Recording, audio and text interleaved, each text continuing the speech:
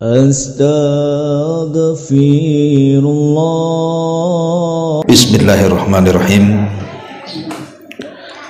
Assalamualaikum warahmatullahi wabarakatuh.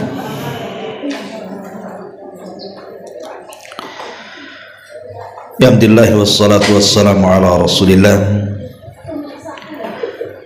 wa ala alihi wa sahbihi wa mawalah wa la hawla wa la quwata illa billahi wa ba'du. Alhamdulillah, segala puja dan puji hanya milik Allah subhanahu wa ta'ala.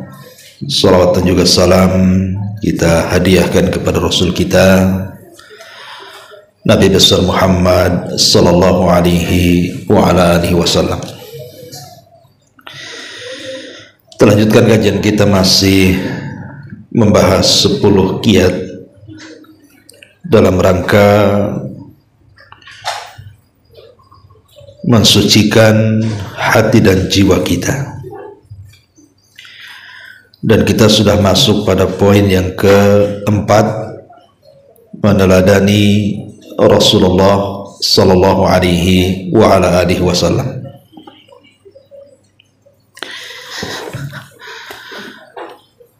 Ma'asyiral muslimat yang dimuliakan Allah subhanahu wa ta'ala, tidak henti-hentinya saya memberikan mukaddimah bahwa menjaga hati ataupun jiwa itu sesuatu yang sangat-sangat agung dalam kehidupan kita. Sampai-sampai Allah subhanahu wa ta'ala bersumpah berkali-kali di dalam surah Asy-Syamsu hanya untuk menjelaskan tentang kedudukan jiwa dan hati kita di hadapan Allah Azza wa Jalla. Allah berfirman, wasyamsi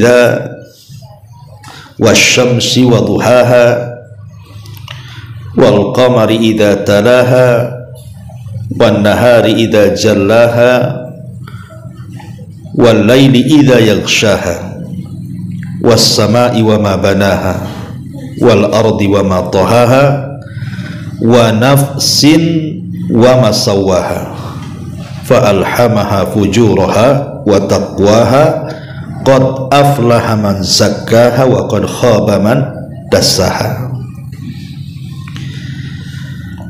Allah subhanahu wa ta'ala mengatakan, demi matahari dan sinarnya di pagi hari, demi bulan apabila mengiringinya, demi siang apabila menampakkannya, demi malam apabila menutupinya, demi langit serta pembinaannya, demi bumi serta penghamparannya, demi jiwa serta penyempurnaannya. Bayangkan, di sini Allah subhanahu wa ta'ala menjadikan sumpah di dalam surah Asy-Syams ini, wan nafsi wa masawwaha, demi jiwa serta penyempurnaannya. Dan dalam kaidah Al-Quran sering saya ulang-ulang bahwa tidak mungkin Allah subhanahu wa ta'ala bersumpah dengan makhluknya kecuali makhluk itu dianggap agung di hadapan Allah. Dan ketika Allah subhanahu wa ta'ala bersumpah dengan jiwa, menunjukkan bahwa jiwa itu sangat agung di hadapan Allah. Kapan jiwa itu akan diagungkan di hadapan Allah subhanahu wa ta'ala? Apabila dia mampu membersihkannya. Karena dalam jiwa seseorang itu ada dua bisikan, fa'alhamaha fujuraha wa taqwaha, maka dia mengilhamkan kepadanya jalan kejahatan dan jalan ketakwaan. Kalau jiwa itu bisa membersihkan dirinya,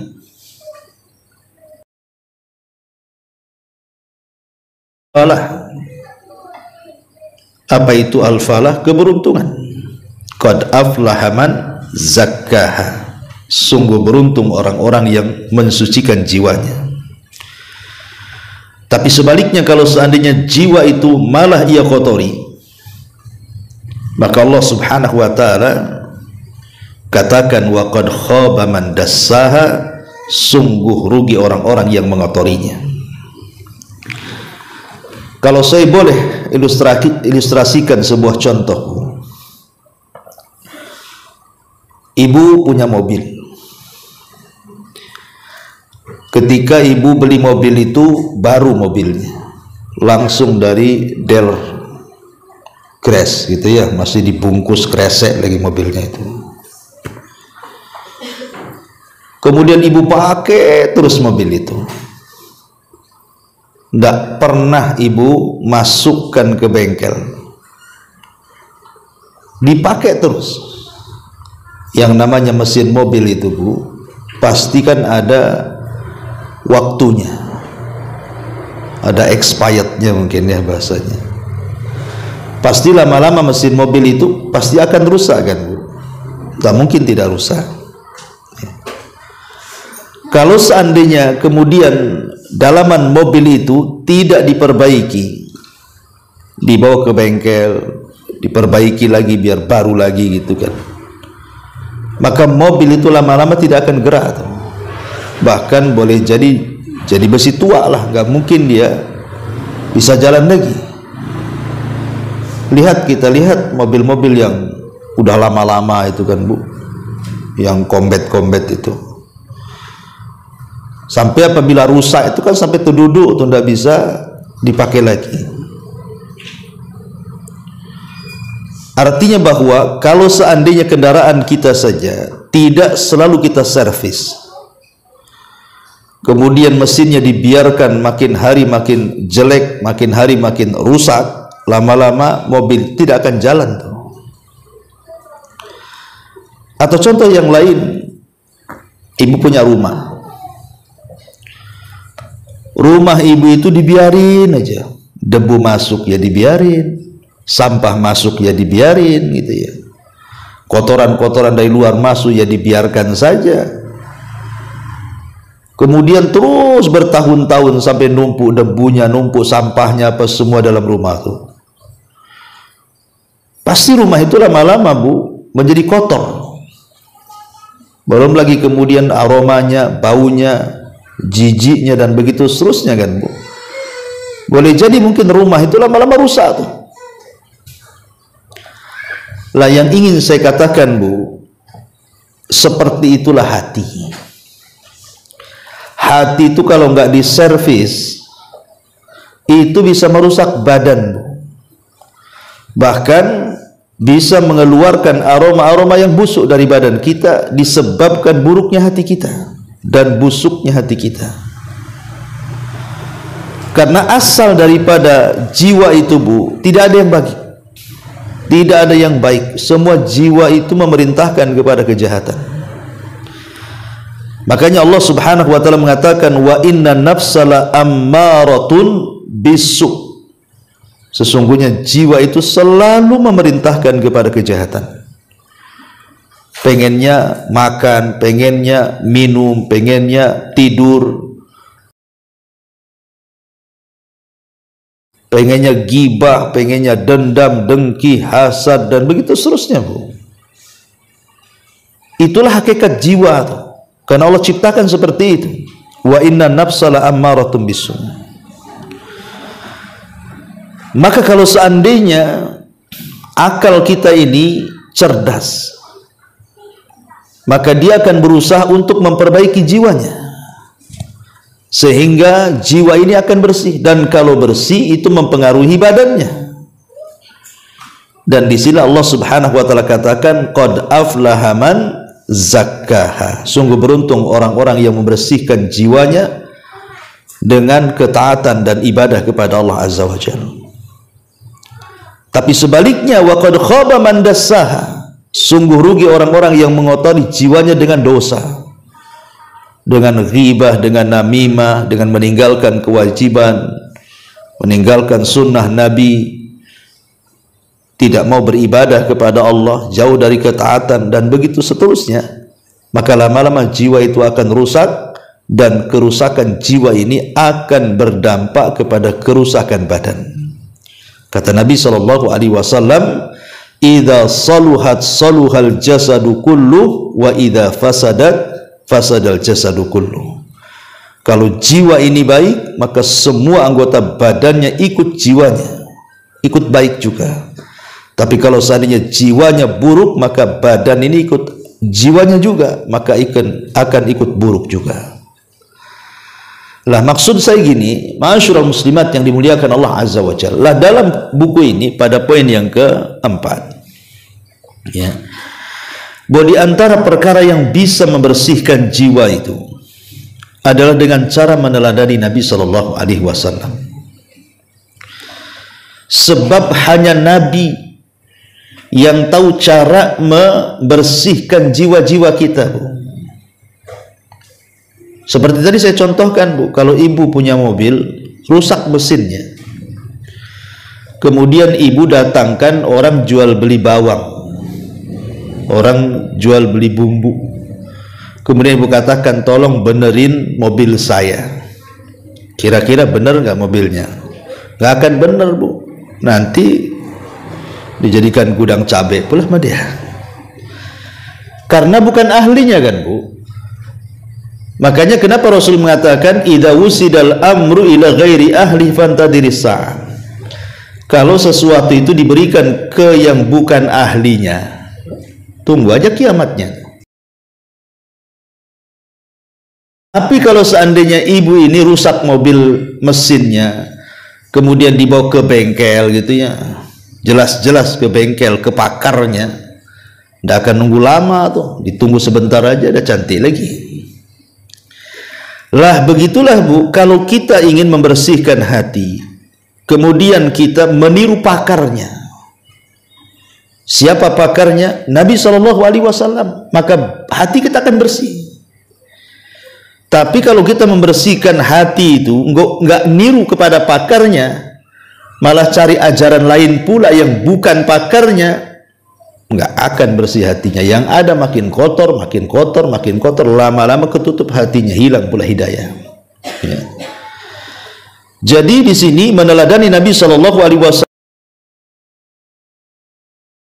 nafas ini. Baik, kita baca. Allah Subhanahu wa taala berfirman di sini, laqad kana lakum fi rasulillahi uswatun hasanatun liman kana yarjullaha wal yawmal akhir wa dzakarallaha katsiran. Sesungguhnya telah ada pada diri Rasul sallallahu alaihi wasallam sauri toladan yang baik bagimu, bagi orang-orang yang mengharap rahmat Allah dan kedatangan hari kiamat, dan dia terus memperbanyak menyebut nama Allah Azza wa Jalla. Imam Ibnu Katsir rahimahullahu ta'ala ketika memberikan catatan kepada ayat ini, beliau mengatakan, ayat yang mulia ini merupakan dalil yang sangat kuat mengenai perintah meneladani Nabi Shallallahu Alaihi Wasallam dalam perkataan, dalam perbuatan, atau dalam keadaannya, dalam kondisi apapun. Termasuk juga meneladani Nabi SAW, bagaimana caranya Rasul mentazkiyah dirinya dan mentazkiyah para sahabat.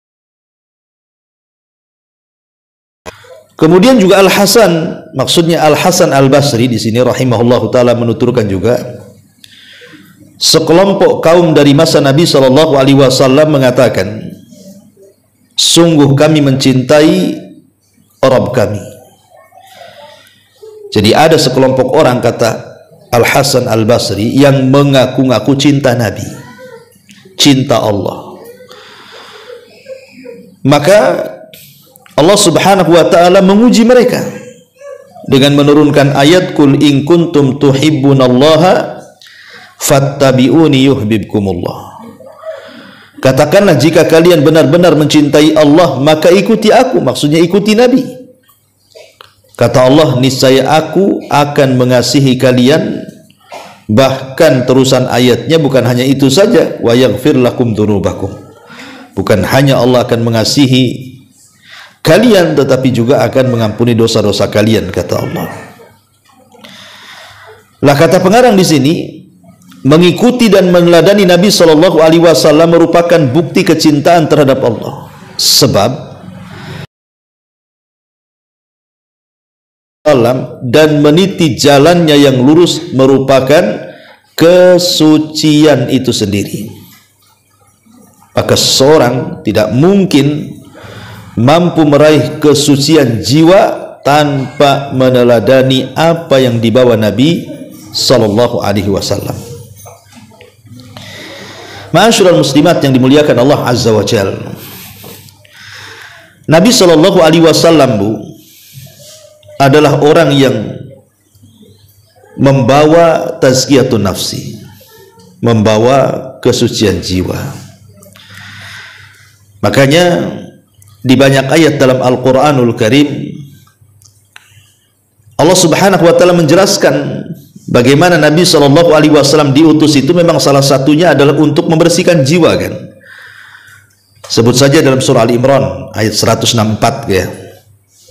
Allah mengatakan, laqad mannallahu 'alal mu'minin id ba'atsa fihim rasulan min anfusihim yatslu 'alaihim ayatihi wa yuzakkihim wa yu'allimuhumul kitaba wal hikmah wa in kanu min qablu lafi dhalalim mubin.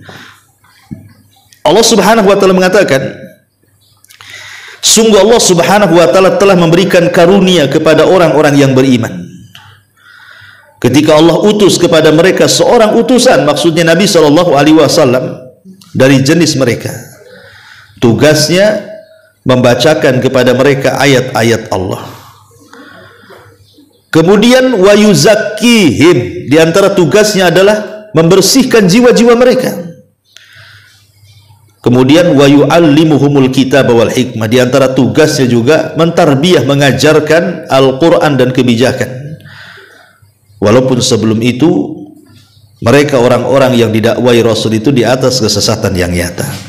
Lihat bagaimana Nabi Shallallahu Alaihi Wasallam di sini dijelaskan dalam Al-Qur'anul Karim bahwa di antara tugas beliau adalah berusaha membersihkan jiwa-jiwa umatnya, jiwa para sahabat dan seluruh umatnya termasuk kita. Makanya dalam kehidupan Nabi Shallallahu Alaihi Wasallam itu selalu meminta kepada Allah agar diri Nabi sendiri dibersihkan jiwanya oleh Allah dan berusaha membersihkan jiwa-jiwa para sahabat dan juga umatnya. Contoh umpamanya, Nabi Shallallahu Alaihi Wasallam selalu berdoa meminta kepada Allah agar dibersihkan jiwanya.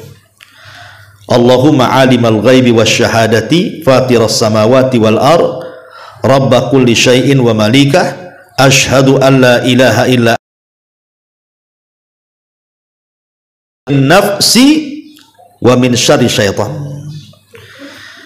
Ya Allah yang maha mengetahui sesuatu yang gaib dan yang nyata, pencipta langit dan bumi, Rabb segala sesuatu dan yang merajainya, aku bersaksi bahwa tidak ada sesembahan yang berhak kecuali Engkau dan aku berlindung kepadamu. Di sini syahidnya, wa a'udzubika min syarri nafsi, dan aku berlindung kepadamu ya Rabb dari kejahatan jiwaku dan dari kejahatan syaitan yang akan menggangguku.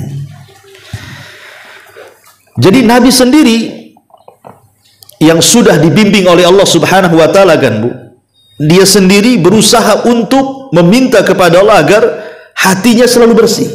Itu Nabi loh. Harusnya kan kita lebih daripada Nabi, karena kita ini tidak dijamin dan tidak dibimbing Allah seperti Nabi.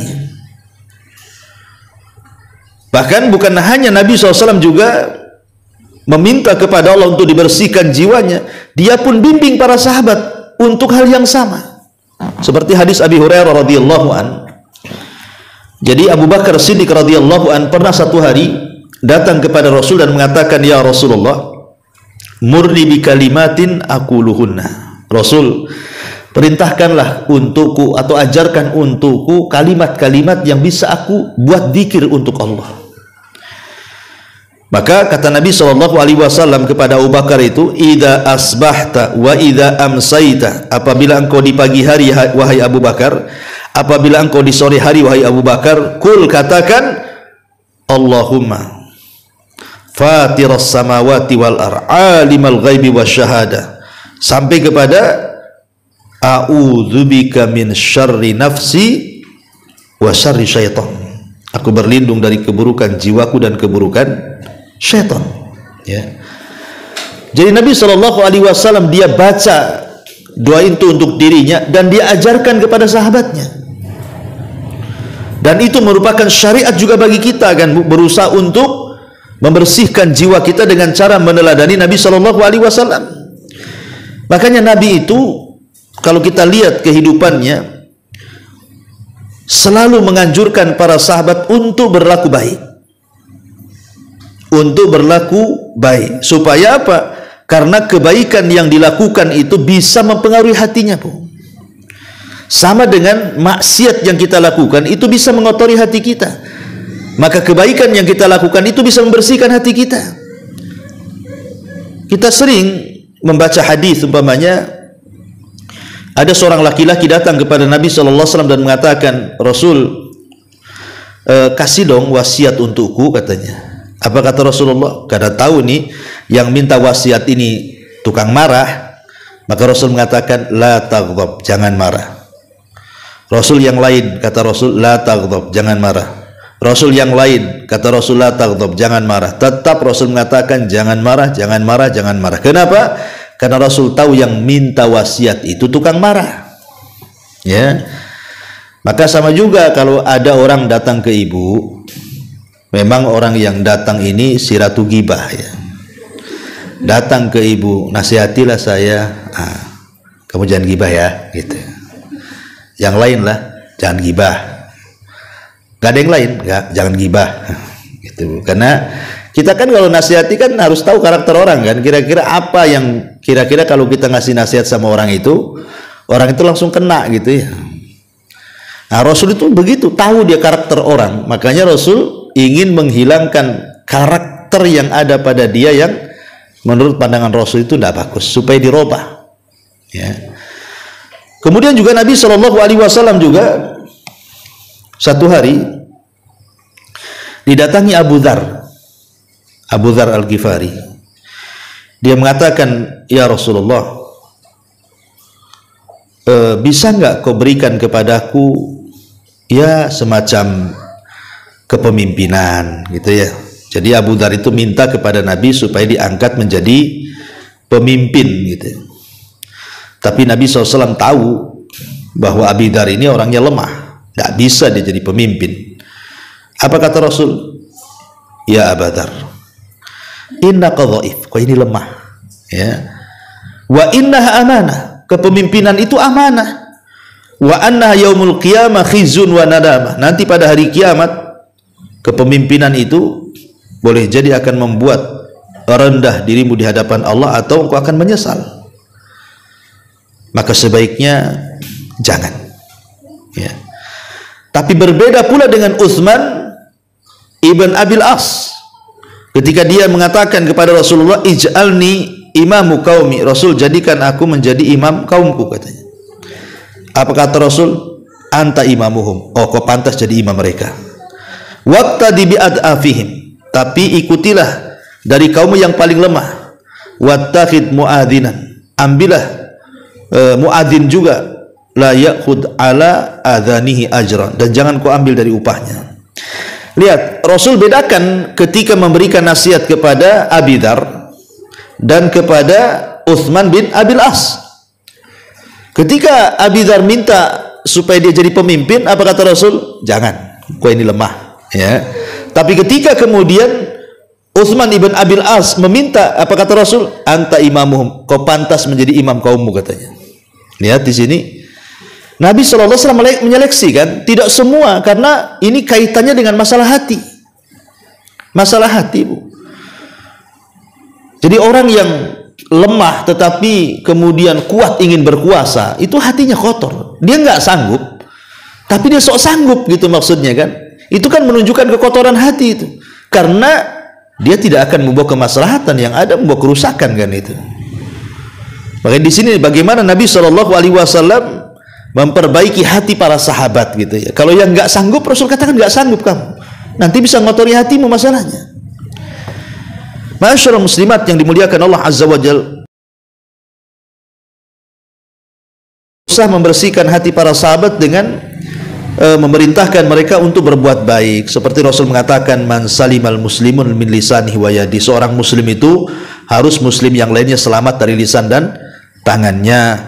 Kemudian juga ketika Abi Barzah berkata, Rasul ajarkan kepadaku perbuatan yang aku kalau lakukan bermanfaat. Apa kata Rasulullah? I'zilil adza anit tariqil muslimin. Kau cukup buang-buang yang bisa membahayakan di jalan-jalan kaum muslimin, kata Rasul. Ya. Jadi begitu kan, yang mudah-mudah sih sama Nabi kan. Kata dia, ya Rasulullah, saya ajarkanlah kepadaku ini amalan-amalan yang manfaat. Kata Rasul, gini aja, kau jalan-jalan aja tuh, kalau ada batu ngalangi dan membahayakan gitu ya, buang gitu ya. Kalau ada paku, buang. Kalau ada polisi tidur, bongkar. Ngalangi kan gitu. Kalau ada lubang ya timbun gitu Bu ya. Nah, itu kan bisa juga tuh. Ya, amalan-amalan yang manfaat itu kan bisa membersihkan hati Bu. Sebab kalau sekali lagi kaidahnya adalah setiap kebaikan yang kita lakukan, maka itu bagian daripada pembersihan hati. Sebab kalau kita berbuat baik Bu, hati kita itu tenang rasanya. Contohlah, ibu ini setiap hari berusaha untuk menjadi orang yang santun dalam bicara.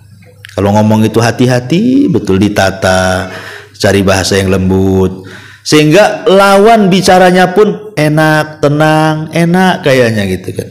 Nanti ibu pulang nih, habis ngobrol itu, nggak ada perasaan apapun kan Bu, rasanya plong gitu kan, nggak ada beban. Kita aja seneng yang ngomongnya, yang diajak ngomong pun plong hatinya. Enak kali ya ngomong sama si Umu Anu ini, kenapa? Lembut kali gitu. Ya memang tak cantik sih, cuman omongannya Masya Allah kok enak kali gitu kan.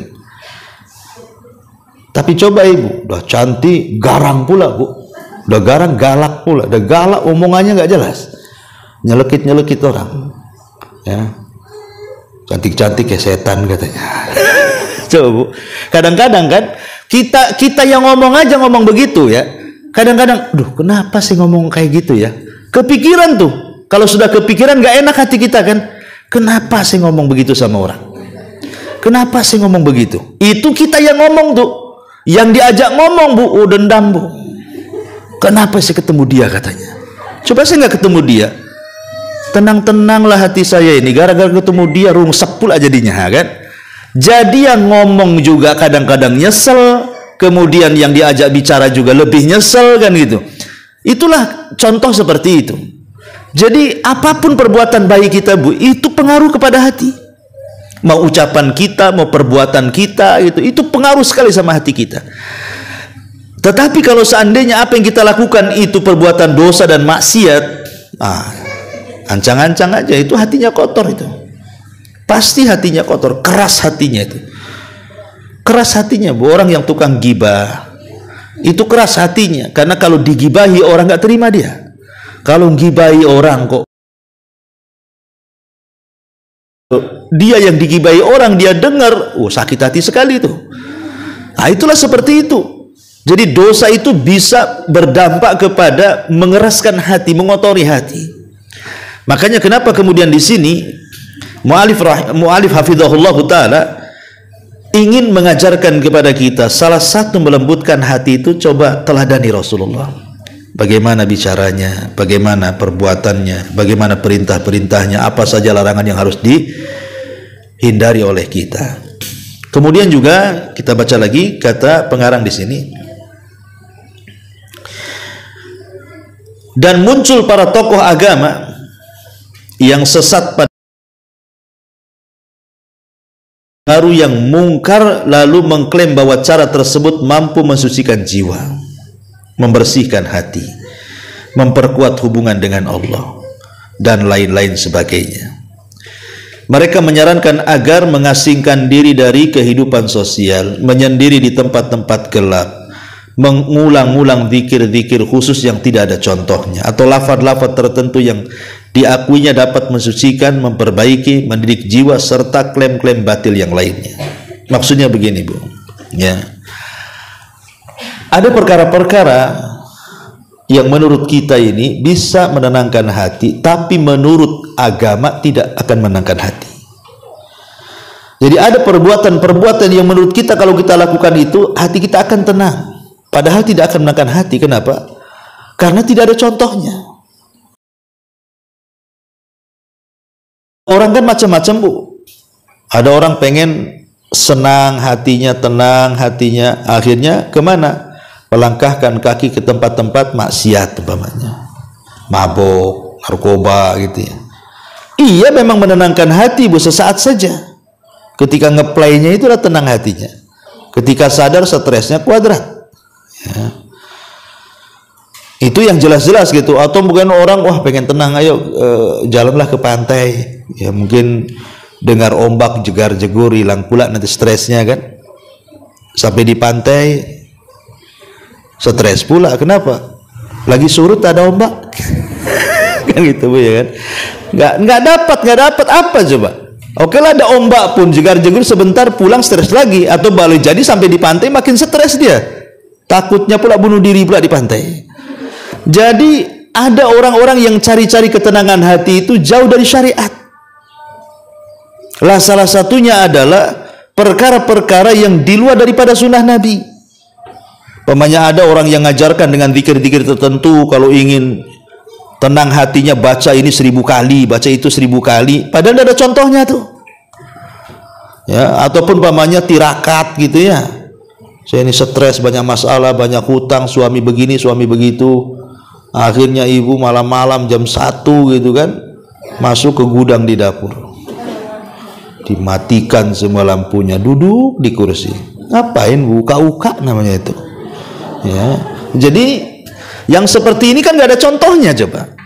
Nggak akan menenangkan hati yang seperti ini, karena tidak ada contohnya. Sesuatu yang tidak ada contohnya dari Nabi itu tidak akan jadi obat. Tadi saya contohkan di awal, Bu.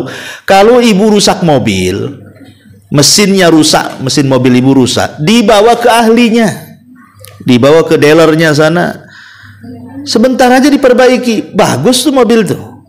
Tapi kalau mesin ibu rusak, dibawa ke pasar ikan gitu kan, ya salah lah itu. Ibu mau ngangkut ikan tuh, mau membersihkan, mau benerin mesin, itu nggak akan bener karena memang orang itu tak pandai kan. Lah kita ini mencari, berusaha meneladani orang yang tidak ahli dalam membersihkan jiwa, selama itu tidak akan bersih jiwa kita. Tapi kalau kita datang ke ahlinya Nabi SAW, yang memang datang membawa kebersihan jiwa dan mengajarkan kebersihan jiwa kepada kita, maka kita akan mendapatkan ketenangan yang kita cari. Itu maksudnya pengarang dalam kitab ini, ya. Kemudian kata beliau Al-Allamah Imam Ibnul Qayyim rahimahullahu ta'ala mengatakan, mensucikan jiwa itu lebih sulit dan lebih berat daripada mengobati penyakit fisik pada tubuh.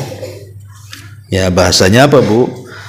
Kalau ibu terluka badan masih bisa diobati gitu ya. Tapi kalau terluka hati, entah sampai kapan obatnya. Makanya ada istilah lebih baik sakit gigi daripada sakit hati gitu ya. Kalau saya terbalik, Bu, sakit juga gigi itu kalau sakit. Ya. Baik. Kemudian kata pengarang di sini, barang siapa yang mensucikan jiwanya dengan latihan tertentu, menyiksa diri, mengasingkan diri, yang mana hal itu tidak pernah dicontohkan oleh para rasul, maka ini seperti orang sakit yang sedang mengobati dirinya berdasarkan pendapatnya sendiri. Lantas bagaimana mungkin pendapat itu lebih manjur dibandingkan pengetahuan seorang dokter? Nah, ini kurang lebih ya contohnya. Ibu sakit, ya. Ibu umpamanya sakit kepala, yang diminum obat mencret, Kira-kira sembuh nggak? Nggak sembuh. Ya. Kalau sakit kepala ya obatnya sakit kepala gitu maksudnya. Kalau obat mencret ya obat mencret, jangan obat mencret pas sakit kepala kan gitu. Jadi badan kita saja kalau salah obat sakit, bahkan mungkin kuadrat sakitnya kan. Itu kalau salah obat tuh, tapi kalau benar obatnya kan meringan, minimalnya meringan. Sedikit ringan. Lah kalau kita kemudian mencontoh amalan-amalan yang jauh daripada sunnah Nabi Shallallahu Alaihi Wasallam, seperti kata Imam Abdul Qayyim, di sini dicontohkan seperti menyiksa latihan tertentu, menyiksa diri, mengasingkan diri yang tidak ada contohnya, nggak akan dapat yang namanya ketenangan hati itu, nggak akan dapat. Gimana caranya coba? Nggak ada contohnya yang seperti itu. Boleh jadi terkadang dapat ketenangan itu, tapi hanya kan sekedar saja karena was-was setan saja. Tetapi kalau kita betul-betul mengikuti para Nabi Shallallahu Alaihi Wasallam, kata beliau, seperti kita sakit dan benar pula obat yang kita konsumsi itu. Kemudian kata beliau, para Rasul adalah dokter hati, maka tidak ada jalan lain untuk mensucikan dan mengobatinya kecuali dengan menggunakan tuntunan dan cara-cara mereka, serta dengan bersikap patuh dan menerima secara total. Hanya kepada Allah lah kita memohon pertolongan. Karena kan masing-masing itu kan ada porsinya, Bu. Kalau ibu sakit badan, ya datang ke rumah sakit, ya kan, Bu. Tapi kalau ibu sakit hati, datang ke masjid, minta kepada Allah supaya Allah membersihkan hati kita. Jangan pula sakit hati datang ke rumah sakit, stres dokternya, Bu. Aku aja lagi sakit hati, Pak, katanya. Kamu pula cerita sakit hati. Ya, kita sama-sama sakit lah. Jadi di sini kita katakan bahwa kalau kita sakit badan, jelas tuh obatnya. Insya Allah datang ke rumah sakit, insya Allah dengan penuh keyakinan meminta kepada agar Allah menyembuhkan penyakit kita dengan sebab bantuan para dokter. Insya Allah mudah-mudahan Allah sembuhkan penyakit kita. Tapi kalau jiwa kita yang sakit, Bu, jangan datang ke rumah sakit. Datang kepada Allah. Datang ke masjid, datang ke zikir, datang ke majelis taklim, datang ke tempat-tempat atau dengan cara berbuat baik sesuai dengan tuntunan dan contoh dari Nabi Shallallahu Alaihi Wasallam. Insya Allah lama-lama sembuh.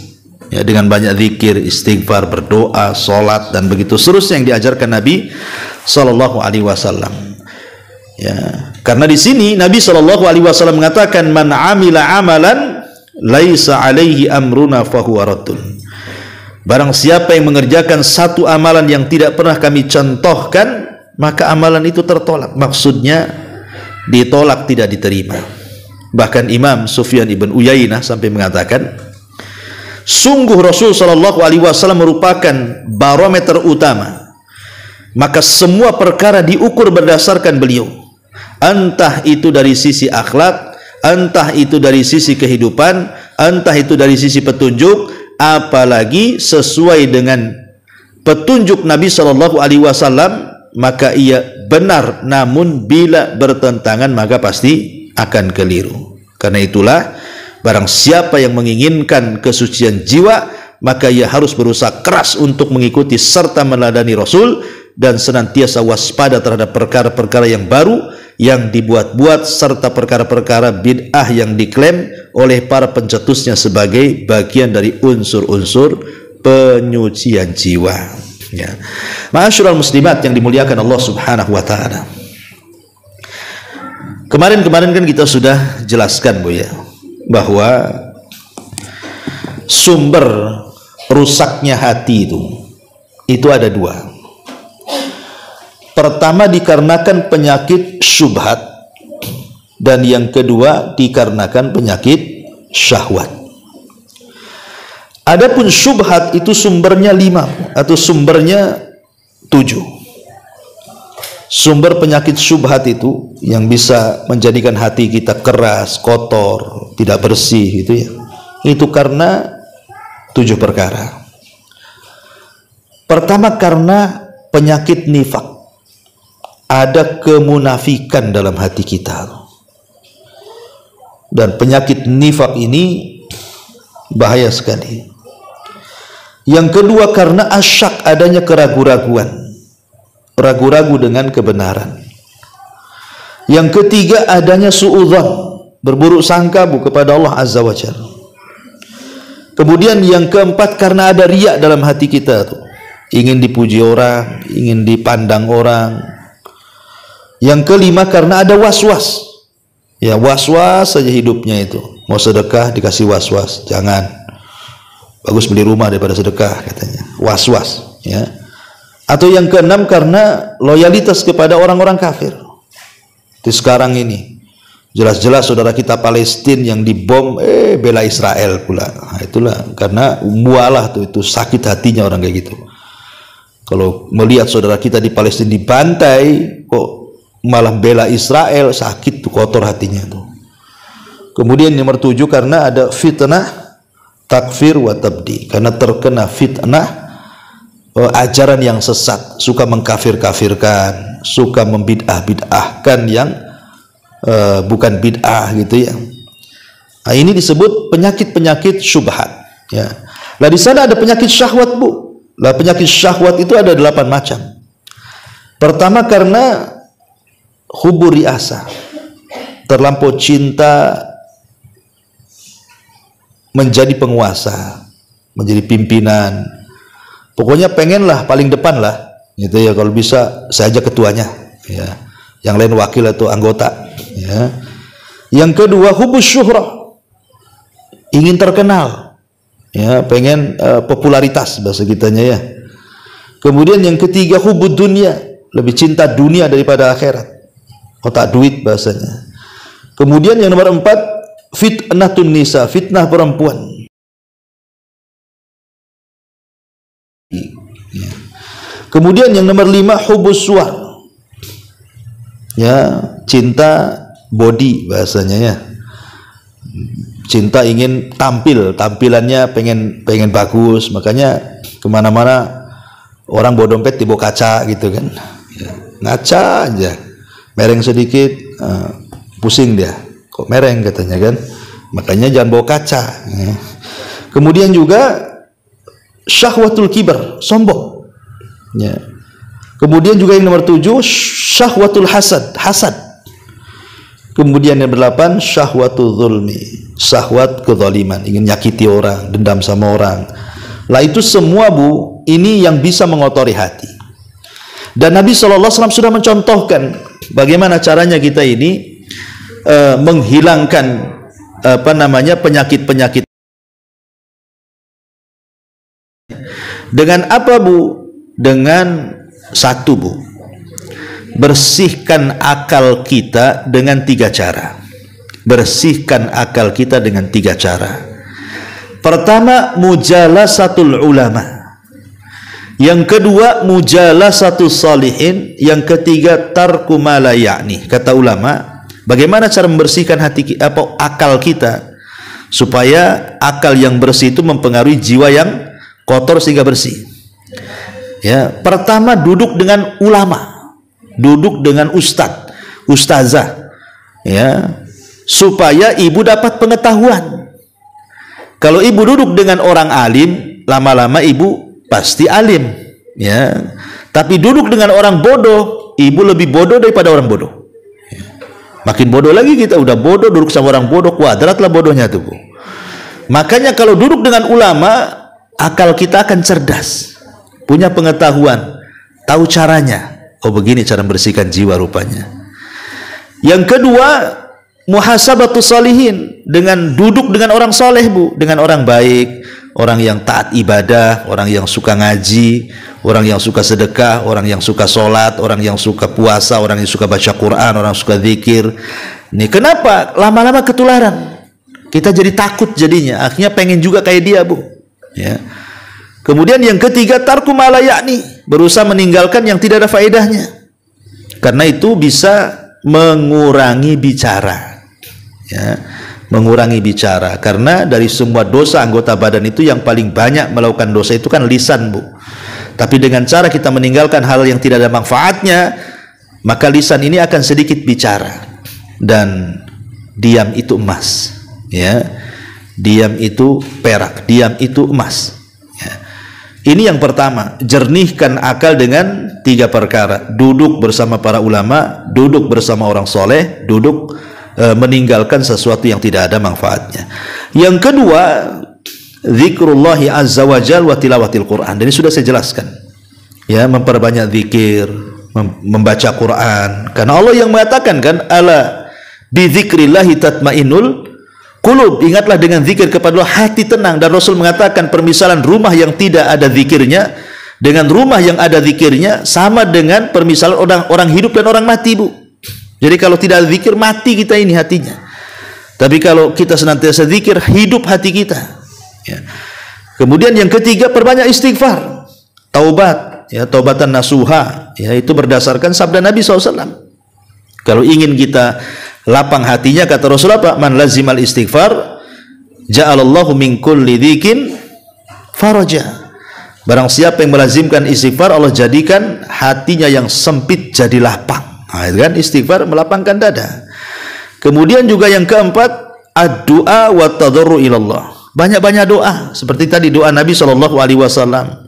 A'udzu min syarri a'udzu bika min syarri nafsi wa syarri syaitan. Ya Allah, aku berlindung kepadamu dari keburukan jiwa dan keburukan syaitan. Karena keburukan jiwa menghilangkan syahwat, keburukan dari syaitan menghilangkan syubhat, kan gitu ya.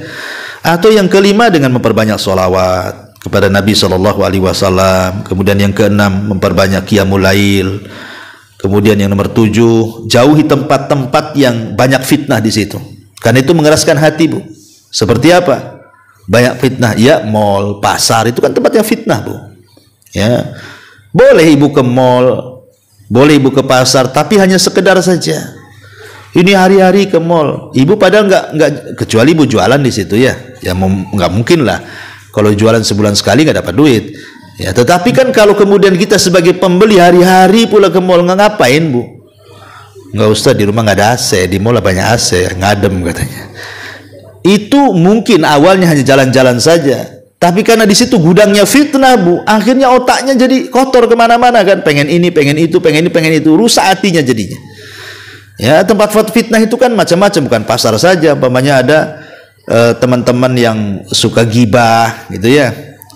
Ibu tahu karakter kawan ini, kalau kumpul sama dia ini pasti ceritanya gibah. Udah tahu ya jangan datang lah.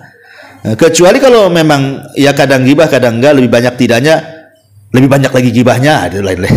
Umpamanya tahu karakter orang itu suka gibah, itu tempat-tempat fitnah namanya.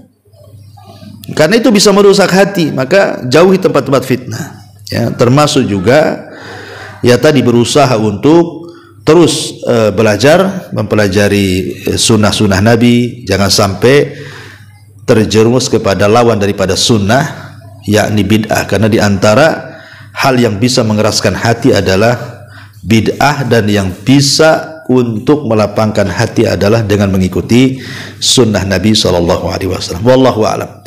Taib, sampai di sini kita buka tanya jawab. Silakan.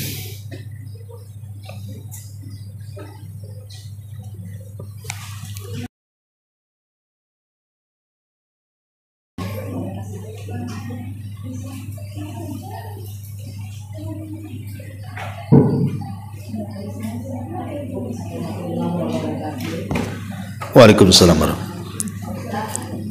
Ada yang ingin saya sampaikan, saya tanya masalah kebersihan jiwa. Karena kebetulan Pak Ustaz, saya kan berada Pak Ustaz ya. Iya. Banyak karakter yang kita hadapi gitu di dalam berdagang, terutama kebetulan saya kan berdagang buah Pak Ustaz ya. Iya. Kadang-kadang buah itu jelas, atau kadang-kadang buah itu di apa ya, dibanting atau dirusak gitu Sama pembelinya. ya. Kita tidak bisa ngomong, kita tidak bisa mengungkapkan, tapi kita lemes di dalam hati ya Pak Ustaz. Nah, gimana caranya kita untuk membersihkan jiwa kita supaya kita ikhlas gitu. Ya sudah, memang kita karakter beliau gitu Pak Ustaz.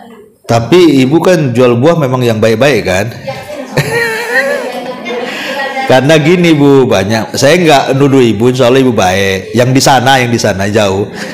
Kadang-kadang contoh mamanya jual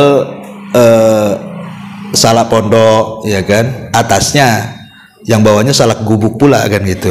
Contoh mamanya dicampur-campur gitu kan. Ya orang kadang-kadang kan pembeli mungkin merasa ditipu atau apa. Atau mungkin dia korban di tempat orang lain, ngamuk-ngamuknya di tempat ibu. Bisa juga kan Bu. Mungkin dia ketipu di tempat orang lain, pas ke ibu sebenarnya ibu baik gitu sebenarnya. Cuman kadang dongkol sama ratakan semua orang jual buah kayak dia gitu, termasuk ibu anggotanya umpamanya kan.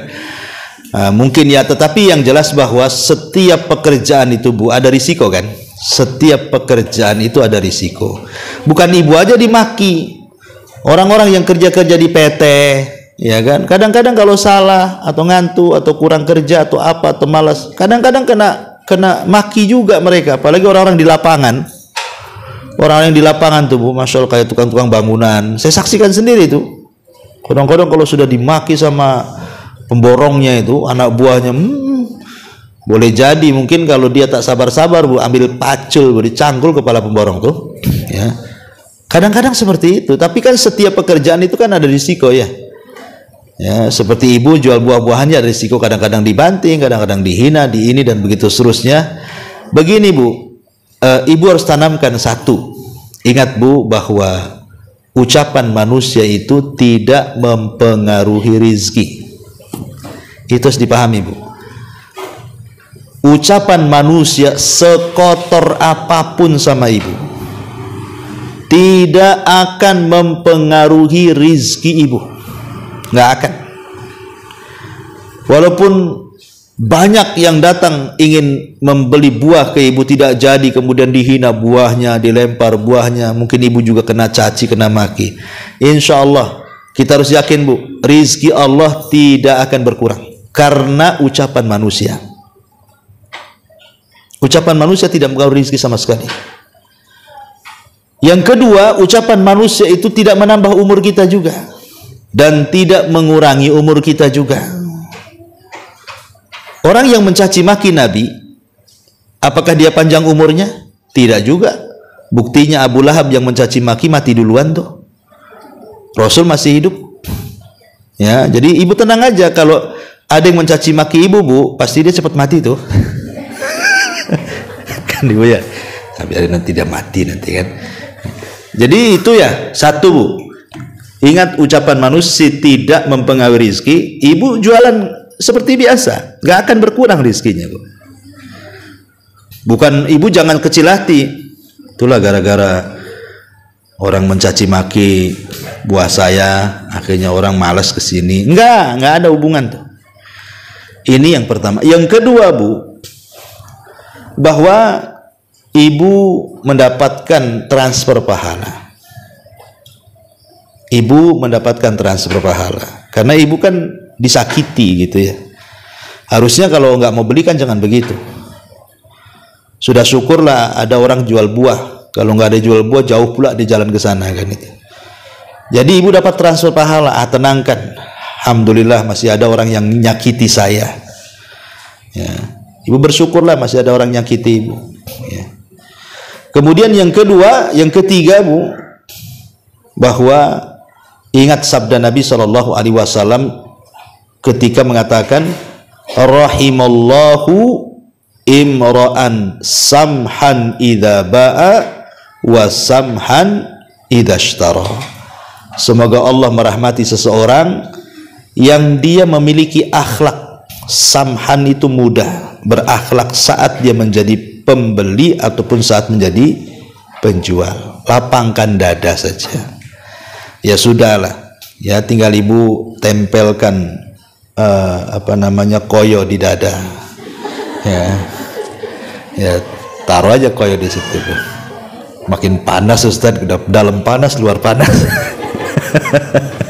Enggak, maksud saya itu ya ibu tempelkan tangan di dada, kemudian berdoa kepada Allah, ya Allah, ya berilah kesabaran gitu ya. Semoga Allah berikan hidayah. Dia tidak tahu kalau buah saya paling enak sendiri di sini tuh. Umpamanya kan, ibu begitu saja. Saya kira nggak perlu ditanggepin ya Bu, biarin aja, itu risiko orang jualan. Ya memang begitu. Wallahu a'lam.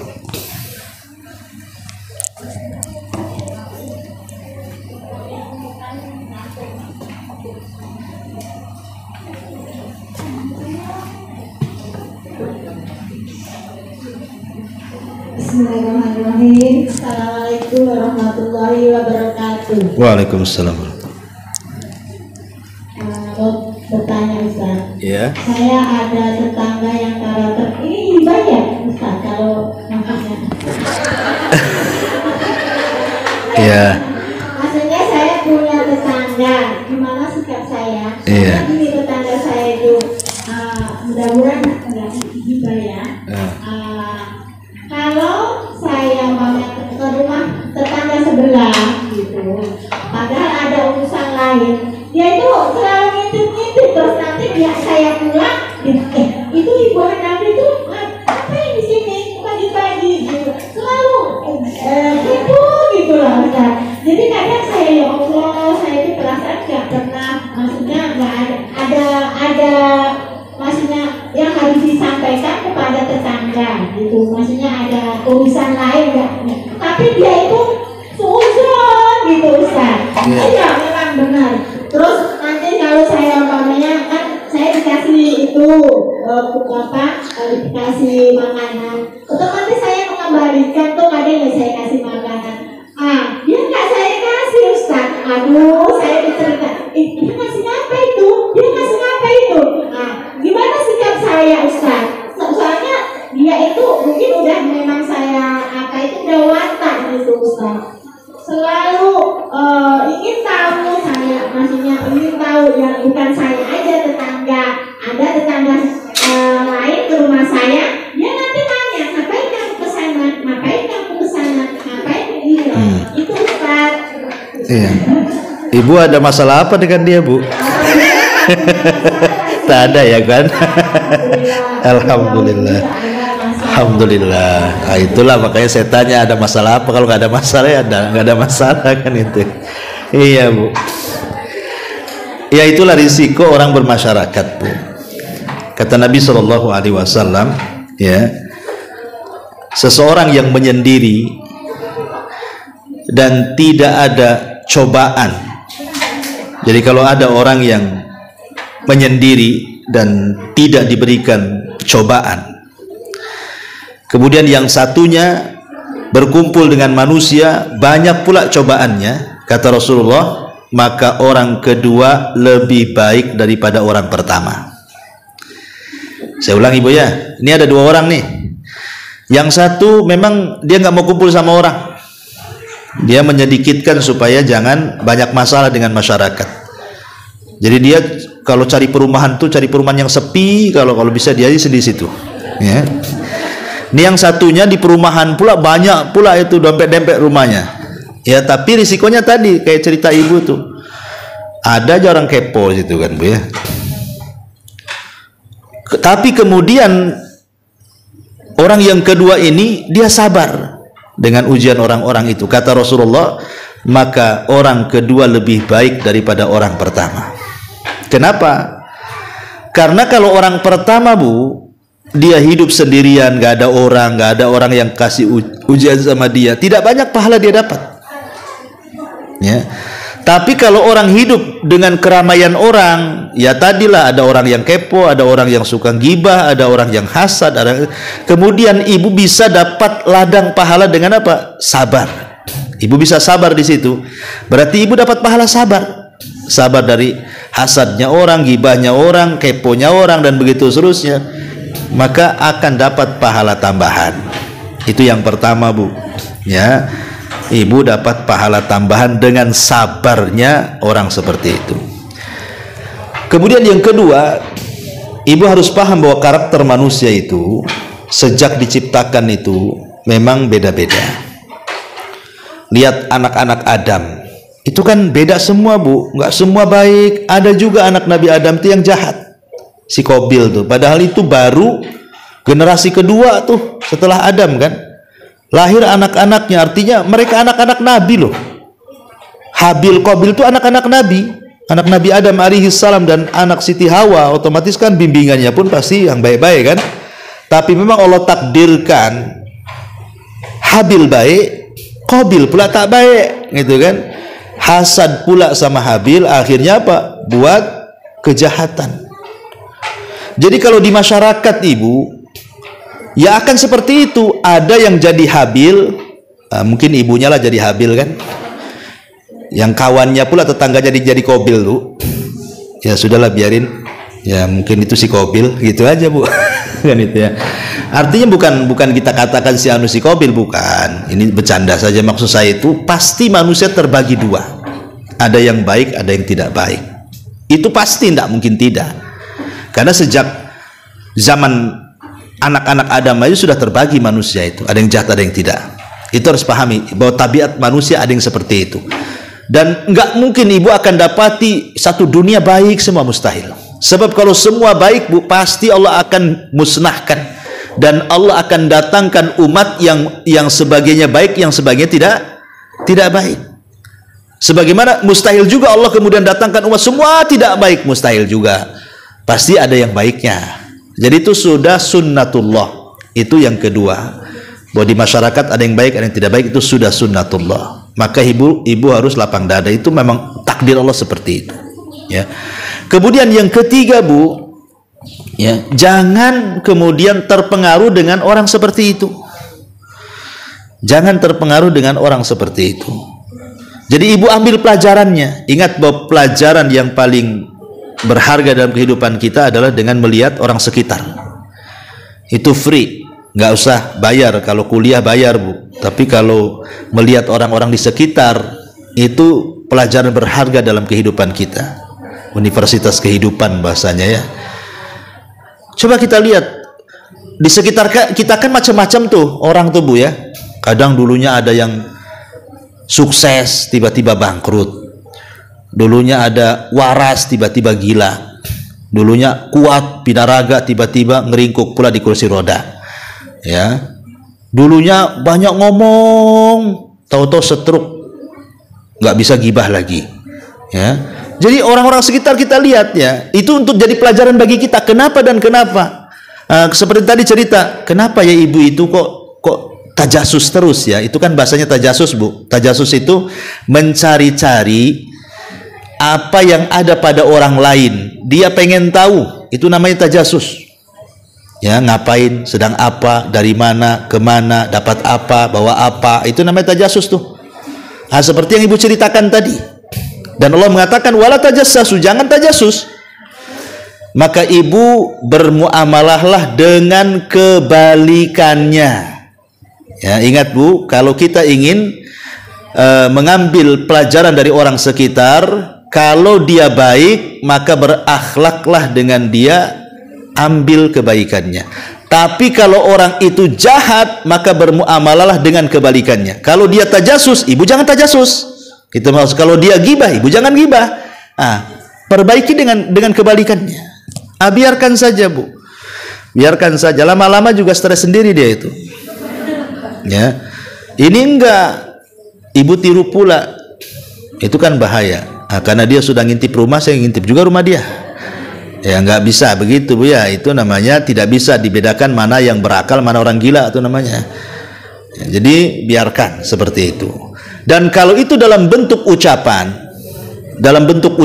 bukan dalam perbuatan, maka kita harus yakini bahwa sejak Adam diciptakan, manusia itu sudah bicara.